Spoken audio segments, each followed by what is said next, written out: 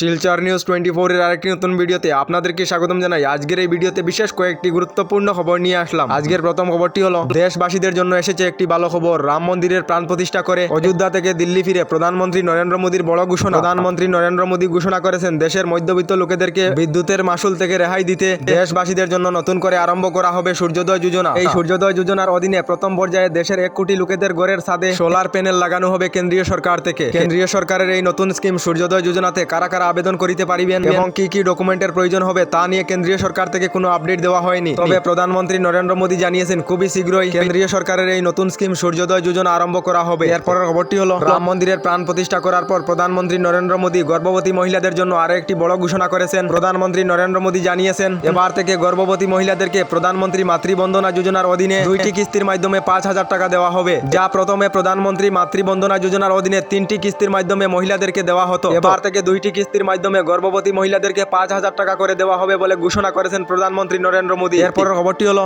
রাম মন্দিরের প্রাণ প্রতিষ্ঠার পর স্পাইস জেট হাওয়াই জাহাজ কোম্পানির তরফ থেকে দেশবাসীদের জন্য একটি ভালো অফার দেওয়া হয়েছে। স্পাইস জেট হাওয়াই জাহাজ কোম্পানির তরফ থেকে জানানো হয়েছে মাত্র 1622 টাকার টিকেটে অযোধ্যায় যাত্রা করিতে পারিবেন। স্পাইস জেট হাওয়াই জাহাজ কোম্পানির তরফ থেকে 28 জানুয়ারি পর্যন্ত এই অফার দেওয়া হয়েছে বলে খবর এসেছে। এরপরের খবরটি হলো ওয়ান নেশন ওয়ান ইলেকশন নিয়ে দেশেতে একটি সার্ভে করা হয়েছিল। সার্ভে অনুযায়ী জানা গেছে দেশের 81% লোকেরা ওয়ান নেশন ওয়ান ইলেকশনের পক্ষে রয়েছেন। দেশের মধ্যে ওয়ান নেশন ওয়ান ইলেকশন হলে কেমন হবে কমেন্ট একটি করে নিশ্চয় জানাবেন। এরপরের খবরটি হলো হোয়াটসঅ্যাপ ব্যবহারকারীদের জন্য এসেছে একটি ভালো খবর। হোয়াটসঅ্যাপের তরফ থেকে জানানো হয়েছে খুবই শীঘ্রই হোয়াটসঅ্যাপেতে চালু করা হবে নিয়ার বাই শেয়ার ফিচার, যার মাধ্যমে আপনারা ফাইল শেয়ার করিতে পারিবেন। খুবই শীঘ্রই হোয়াটসঅ্যাপের মাধ্যমে ব্লুটুথ এবং জেন্ডারের মতো ফাইল শেয়ার করিতে পারিবেন বলে খবর এসেছে। এরপরের খবরটি হলো খুবই শীঘ্রই দেশের সকল 14 থেকে 18 বছর বয়সী ছাত্রছাত্রীদেরকে মোদী সরকারের তরফ থেকে একটি করে স্মার্টফোন দেওয়া হবে বলে খবর এসেছে। তবে কবে থেকে দেওয়া হবে স্মার্টফোন তা নিয়ে কেন্দ্রীয় সরকারের তরফ থেকে কিছু জানানো হয়নি। আমাদের ডেইলি খবরগুলি ভালো লাগলে আমাদের ভিডিওতে লাইক দিয়ে চ্যানেলটিকে সাবস্ক্রাইব করে নেবেন।